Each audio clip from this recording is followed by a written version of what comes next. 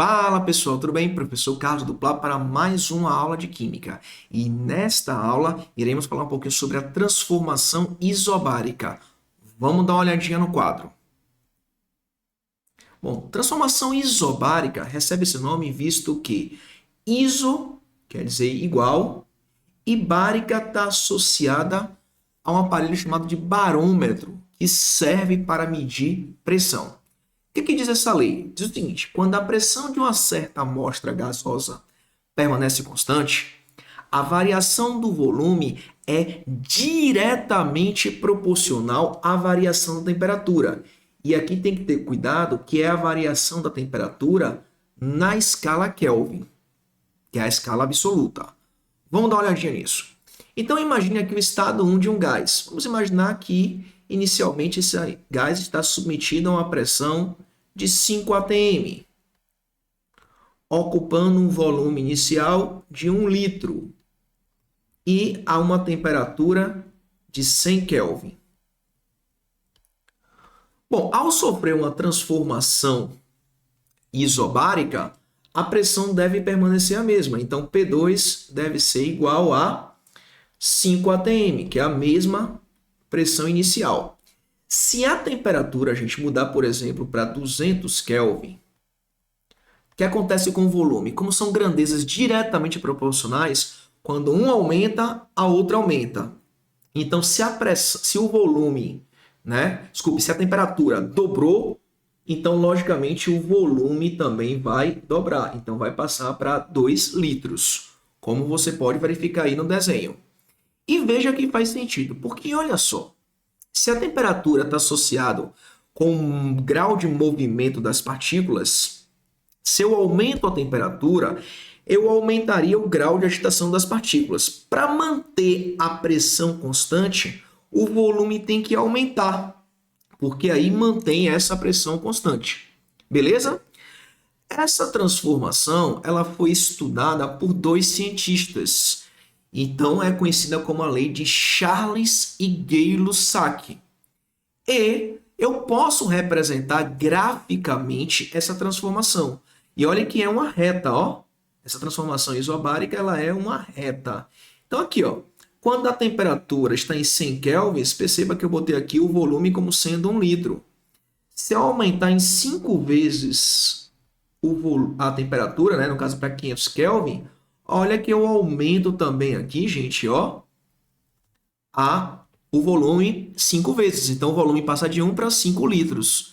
Matematicamente, isso significa dizer o seguinte, que o volume inicial dividido pela temperatura inicial na escala Kelvin é igual ao volume final dividido pela temperatura final na escala Kelvin. Pausa esse vídeo nesse momento, tira seu print, coloca no caderno de forma organizada e aproveita. Se você ainda não curtiu esse vídeo, curte, afinal é muito importante e não custa nada. Vamos dar uma olhada em um exercício de aplicação dessa transformação isobárica. Bem, tá aqui. Um recipiente com capacidade para 100 litros contém um gás a uma temperatura de 27 graus Celsius. Este recipiente é aquecido, faltou o acentozinho aqui. Este recipiente é aquecido até uma temperatura de 87 graus Celsius, mantendo-se constante a pressão.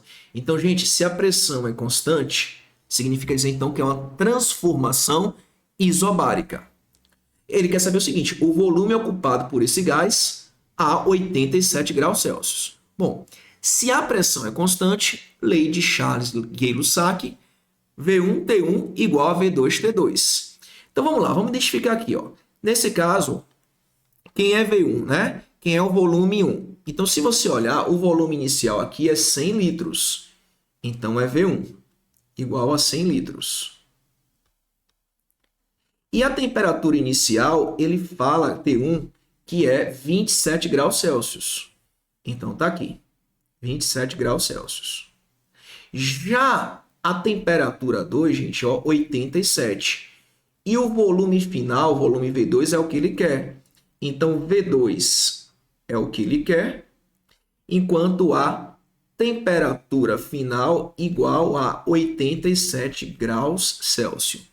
E aqui é onde o aluno erra. O que é que ele faz? Ele já aplica na fórmula, mas é preciso, gente, converter para a temperatura em Kelvin. Como é que converte a temperatura para Kelvin? Somando com 273. Então, aqui vai dar 300 Kelvin. E aqui a temperatura 2 somando com 273 vai dar 350 Kelvin. Opa, 350 não, 360 Kelvin. Olha o professor vacilando. Bom, vamos lá. Aplicando na fórmula, então, V1 vai ser igual a 100 dividido por 300 igual a V2, que é o que eu quero, dividido por 360. Bom, aqui nesse caso, gente, a gente faz aquela conta, né? Produto do meio pelo produto dos extremos, ou seja, o famoso cruz-credo. Então, como é que fica isso daí? Né? Ao fazer o cruz-credo, fica 300V2, ó, 300V2 vai ser igual a 100 vezes 360. Como o 300 está aqui multiplicando, ele vai passar para cá dividindo. Então, a conta aqui fica V2 igual a 100 vezes 360, tudo isso dividido por 300. Bom, dá para simplificar, gente, por uma questão matemática. Então, você simplifica aqui, ó, corta esse zero com esse e esse. Então, na verdade, a conta aqui, gente, ó, é 360 dividido por 3.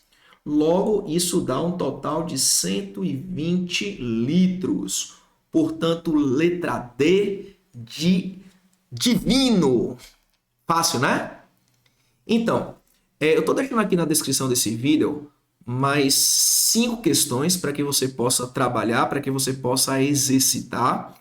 E se você não curtiu esse vídeo ainda, aproveita e curte. Você chegou até o final, significa dizer que ele foi importante. Não custa nada para você. E aproveita, divulga para os seus coleguinhas aí, beleza? Um forte abraço e até o próximo vídeo.